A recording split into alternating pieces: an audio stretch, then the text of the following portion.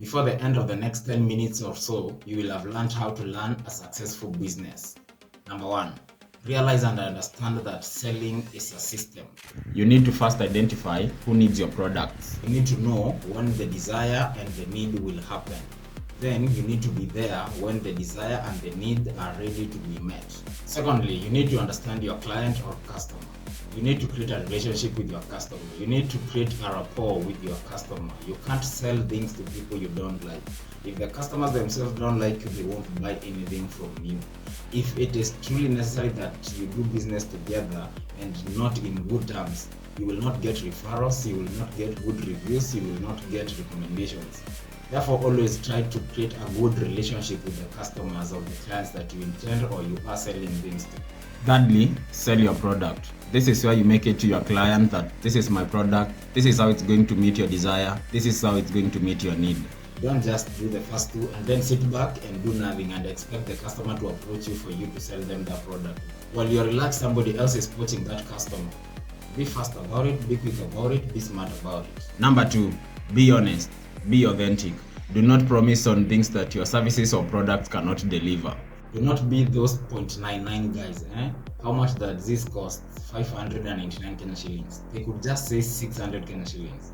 The moment you see that 5999, it is not only a psychological trick that salespeople and other people use to trick people into buying things, but it already is speaking about the dishonesty of that person or of that company. Don't be those people. Don't sell something that won't work. To cut this long story short, represent your facts about your products and services correctly and accurately to your customers or your clients. If you lie, even one small lie, will lead you into loss of business and those profits. Number 3, over-deliver. Every time you're given a chance to do something, especially in business, deliver, then over-deliver. If it's a product, deliver that product and then follow up on the experience your customer is getting from using your product. Follow up on the experience your customer is getting after you offering your services. Don't just sell and let it be. These small businesses are really hard because it's a one-on-one business. This does not work only on small companies or small businesses. Even in big companies, they have mechanisms for people to submit their feedback. So you're going to provide discounts. Discounts are part of the business. Discounts make people come back. Discounts make people know that you are not just after their money, you are also after their relationship. If you never give discount, people will be like, you only take. When do you ever give? Clients don't see it like them paying and you giving back a service or a product as a way of you also paying. They just believe that they are the ones paying. They don't believe you're paying them in any way. So if you give a discount, if you give something extra, if you give some extra support after the service or after the transaction has been completed, they feel really appreciated. Always over-deliver. Number 4, leverage or learn to leverage. For example, I am in construction works and I need to get like a gig as soon as possible. What do I do when I meet someone who wants to put up a big flat? I'll go to them and be like, yo, you know what? I am a certified constructor and engineer and contractor from Bamburi Cement or from Simba Cement. I have gone through their training. They have given me certificates to prove that I am good at what I do. The moment you leverage on a big name, you associate yourself with that big name, people will trust you more because they trust that brand. You are just leveraging the name of that brand to create yours. Let's say you sell some clothes in a boutique. Be like, we only deal with genuine products. We only deal with Gucci, Prada, Fubu, and so on and so on. Try to leverage those big brands. There's a reason why big companies, established companies have so many counterfeits. It is because the people who are counterfeiting are trying to leverage the name of those big companies. In your own way, learn how to do leveraging on big names to create your own rapport. Number 5, be unique. So many people are selling clothes out there, but you can be unique in either the clothes you sell or the way you sell your clothes. So many people are selling normal jeans. Try and find out where you can get some unique jeans, a different kind of print in that denim, a different kind of design on that t-shirt. You just don't have to do what everyone else is doing because then the price is already determined by the market. If you have your own unique thing, even in a very small way, you get to enter that market and determine your own price because nobody else has whatever you are offering, be it in services or in products. Remember to always be unique. Number 6, train your team. You cannot run your business without a team.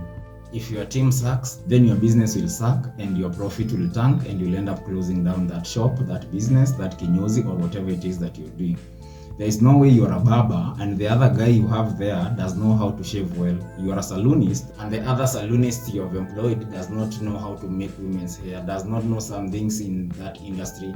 The problem with most of us is that we are jealous with knowledge. We think that if we show them how to do things the way we know, as perfect as we can do them, they are going to go and set up their own shop and give us competition.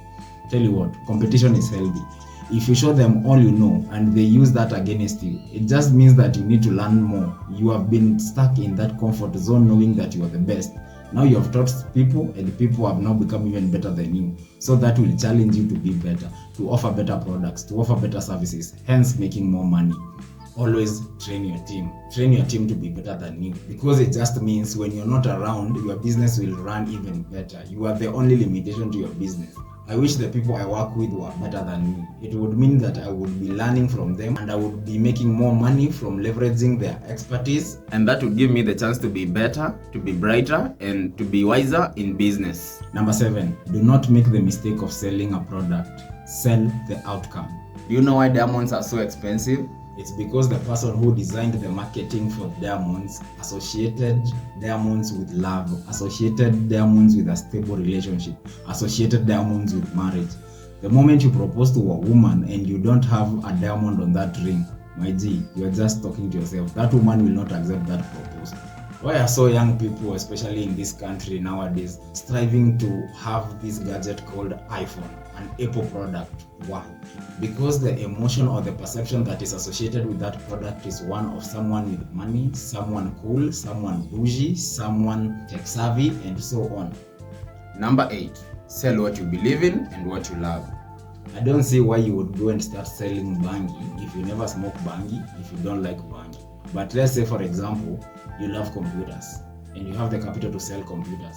Even when you are selling the computers themselves, you are so happy, you are smiling, you are over explaining every little detail to a customer. You know, when you are selling, let's say, for example, phone accessories, you love them, you love to understand how earphones work. How is it that this company was able to fit such a small speaker in such a small space? When you are selling these products, you are always over explaining them to the customers, even by just them listening to the sound of your voice. The aura that you irradiate when you are selling them these products, they really feel that this person is genuine in this business. This person is really connected with their business. Therefore, driving up sales, driving up that relationship with the clients, win-win situation for everybody. Number 9, and this is the most important thing that I can ever teach you in this video. Always sell the painful point. Always sell the pain. Sometimes the pleasure, yes, but mostly the pain. If you can learn how to make people's situations as painful as possible, make them loathe their situation, make them loathe the product they are currently using. For example, if I need to sell somebody a flash disk or a hard disk at a higher price, I just need to explain to them what will happen if they buy the cheaper ones. I will explain to them they will lose their data. It will cost them to have the laptop disassembled so that they can have another hard drive replaced. They have to pay for that service aside. So by the time I'm doing all the calculations for them, I will structure it in such a way that they will realize that buying this hard drive at this high price right now is cheaper than having to buy a cheaper one and then it developing issues and having now to go and replace it again. It is not that I'm lying. It is also a fact, it is also real, but you have to push those points and push them honestly. Remember, be honest in your business. This is the reason so many people, especially young people, fall into the scam of these YouTubers who tell you, oh, you can create a KDP account and make $10,000 per month. You can create a match on demand account and make such and such amount of money. Why? They first show you the lifestyle that they live from the monies that they get from all those leads they are trying to sell to you. You forget they are there being paid by affiliate marketing, they are being financed through paid promotions and what have you. They are just there to sell that company. But they first show you the Lamborghinis that they are driving. They show you the freedom that they get from doing all these businesses, and they call them things like high income skills. Yes, there are high income skills, but it is not that easy. They sell you terms like passive income. Oh my god, this is so sweet. Passive income. I'll just sit and money will be trickling in my account. Do you know how much work goes into you, first of all, publishing just one book into Amazon KDP, let alone just even selling it? The publishing part alone. You need to sit down for days, for weeks, for months to just write one book. Then you need again to publish it. Then you need to pay for adverts and all that so that your book can be pushed in the platform. They are just there selling you another product, and you're here thinking that they are trying to solve your pain. They will emphasize to you how terrible it is to do a 9-to-5 job, how it sucks to work for someone else. They will try and push that point till you feel the pain of having to build someone else, while other young people are building themselves with these things called online jobs, passive income, high income skills, and what have you. That being said, I'm still on course with my 30 videos in 30 days challenge. Keep supporting, keep subscribing, keep liking, keep sharing my videos. I'm already appreciating the love that you guys are giving me. Therefore, see you in the next one. Hustlecraft KE, each and every day of your lives. Let's do this.